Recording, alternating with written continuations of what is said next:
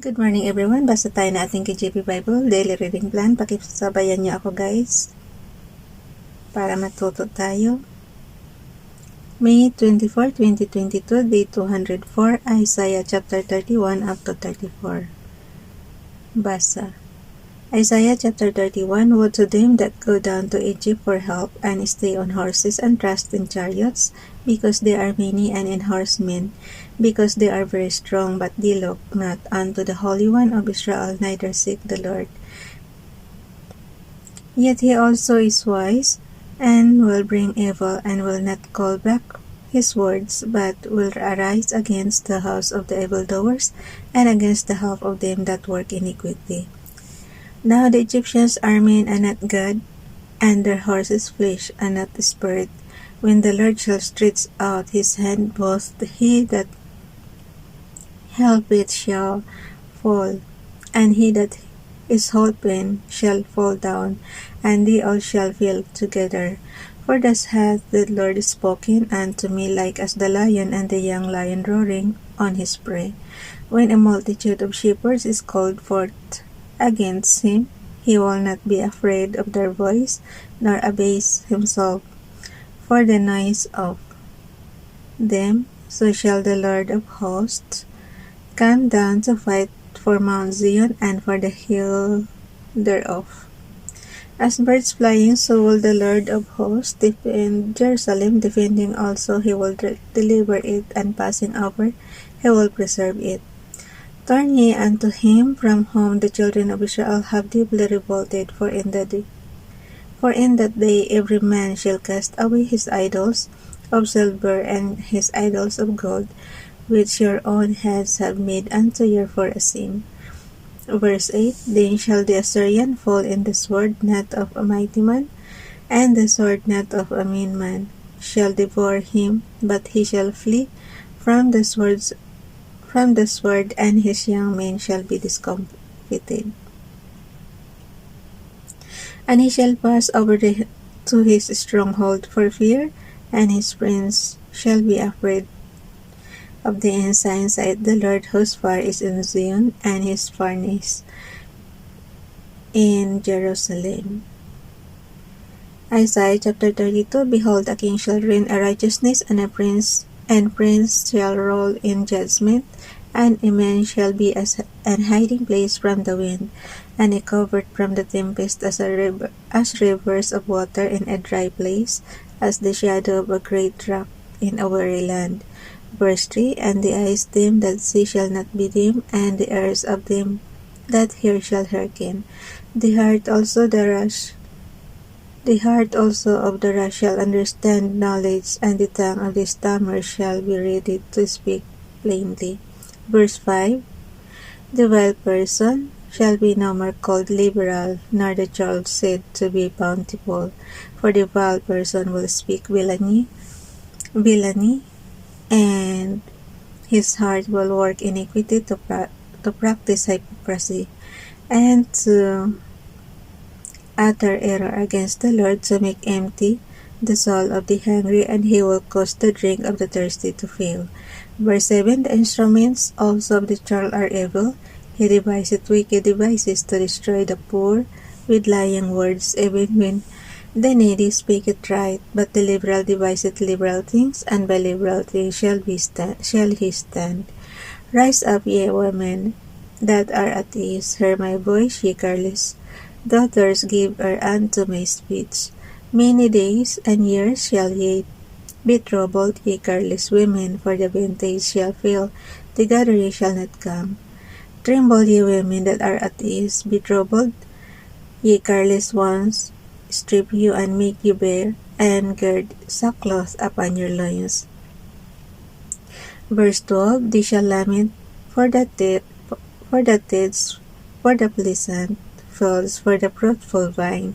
Upon the land of my people shall come up thorns and briars, yea, upon all the houses of joy in the joyous city. Because the palaces shall be forsaken, the multitude of the city shall be left, the forts and towers shall be For this forever a joy of wild asses, a pasture of flocks, until the Spirit be poured upon us from on high, and the wilderness be a fruitful field, and the fruitful field be counted for a forest. The just man shall dwell in the wilderness, and righteousness remain in the fruitful field. And the work righteousness shall be peace, and the effect of righteousness quietness and assurance forever. And my people shall dwell in peaceable habitation, and in sure dwellings, and in quiet resting places. When it shall hail, coming down on the forest, and the city shall be low in a low place. Blessed are ye that sow beside all waters, that send forth thither the feet of the ox and the ass. Isaiah chapter 33. Woe to thee, the spoilest, and thou wast not spoiled, and dealest treacherously, and they dealt not treacherously with thee. When thou shalt cease to spoil, thou shalt be spoiled, and when thou shalt make an end to deal treacherously, they shall deal treacherously with thee. O Lord, be gracious unto us, we have waited for thee, be thou their arm every morning, our salvation also in the time of trouble. And the noise of the tumult, the people fled, and at the lifting up of thyself, the nations were scattered. And your spoil shall be gathered like the gathering of the caterpillar, and as the running to and fro of locusts shall he run upon them. The Lord is exalted, for he dwelt on high, he hath filled Zion with judgment and righteousness. Verse 6. And wisdom and knowledge shall be the stability of thy times, and the strength of salvation. The fear of the Lord is his treasure. Behold, their valiant ones shall cry without, the ambassadors of peace shall weep bitterly, and highways lie waste the wayfaring man. Says it, he hath broken the covenant, he hath despised the cities, he regarded no man. Verse 9. The earth mourneth and languished, Lebanon is ashamed and hewn down, Sharon is like a wilderness, and Bashan and Carmel shake off their fruits. Now will I rise, saith the Lord, now will I be exalted, now will I lift by myself, she shall conceive chaff. Ye shall bring forth stubble, your breath as fire shall devour you. Verse 12. And the people shall be as the burnings of lime, as thorns cut up shall they be burned in the fire. Hear ye that are far off, that I have done, and ye that are near, acknowledge my might. The sinners in Zion are afraid, fearfulness hath surprised the hypocrites. Who among us shall dwell with the devouring fire? Who among us shall dwell with everlasting burnings? He that walketh righteously and speaketh uprightly, he that despiseth the gain of operations, that shaketh his hands from holding of bribes, that stoppeth his ears from hearing of blood, and shutteth his eyes from seeing evil. Verse 16. He shall dwell on high, his place of defense shall be the munitions of rocks, breeds shall be given him, his water shall be sure. Verse 17. Thine eye shall see the king in his beauty, they shall behold the land that is very far off. Thine heart shall meditate terror, where is the scribe? Where is the receiver? Where is he that counted the towers?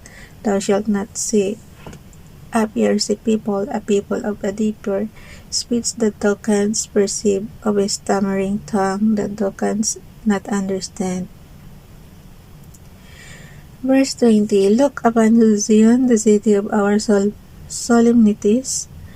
Thine eyes shall see Jerusalem as quiet habitation, a tabernacle that shall not be taken down, not one of the stakes thereof shall ever be removed, neither shall any of the cords thereof be broken.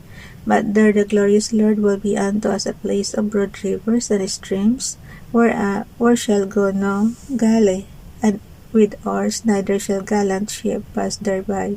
For the Lord is our judge, the Lord is our lawgiver, the Lord is our king, he will save us.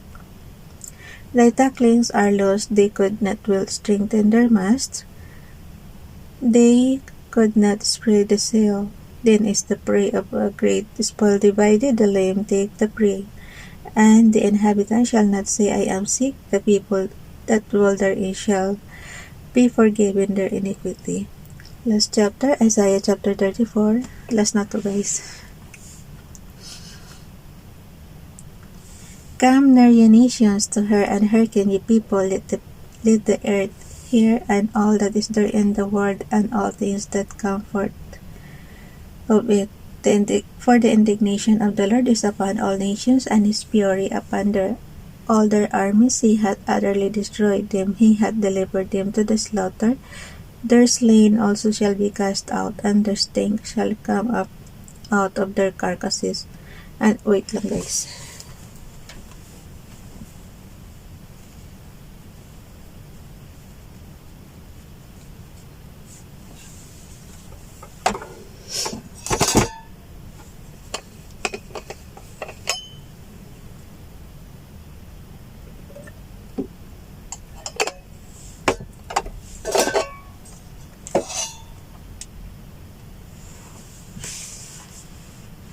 Ulit natin yung verse 3.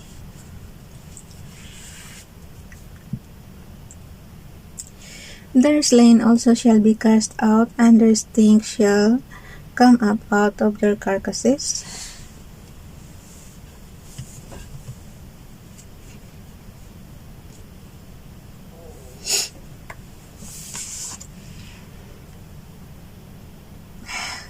Sumusumpong yung ilong ko.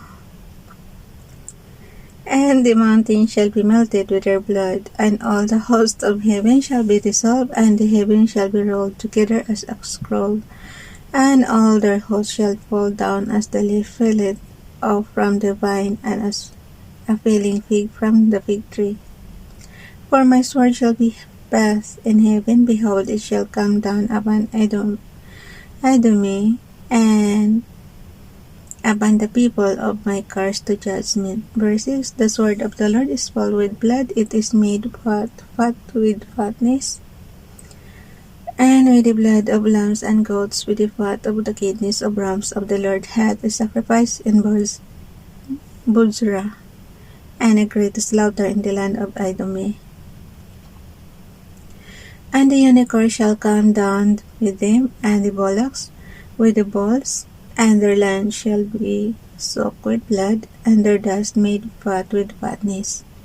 For it is the day of the Lord's vengeance, and the day of recompenses for the controversy of Zion. Verse 9. And the streams thereof shall be turned into pits, and the dust thereof into brimstone, and the land thereof shall become burning pitch. It shall not be quenched night nor day. Verse 10 na tayo, guys.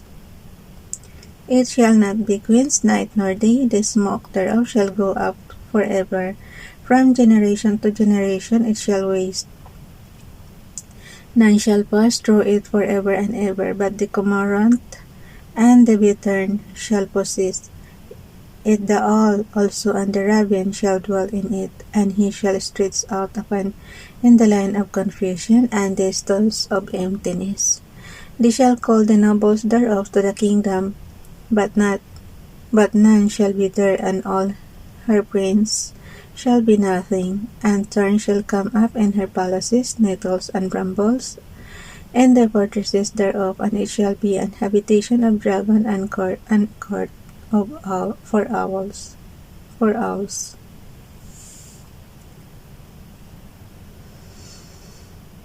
Verse 14. The wild beasts of the desert shall also meet with the wild beasts of the island, and the satyr shall cry to his fellow, the screech owl also shall rest there, and find for herself a place of rest.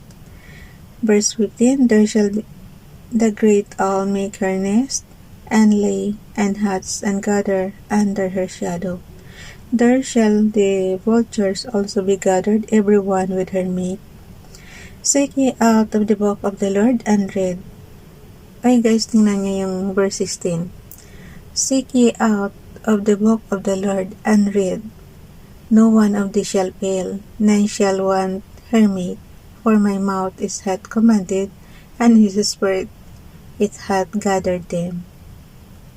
Verse 17. And he had cast the lot for them, and his hand hath divided unto them by line. They shall possess it forever, from generation to generation shall they dwell therein. Hanggang 34 lang, diba? That's it.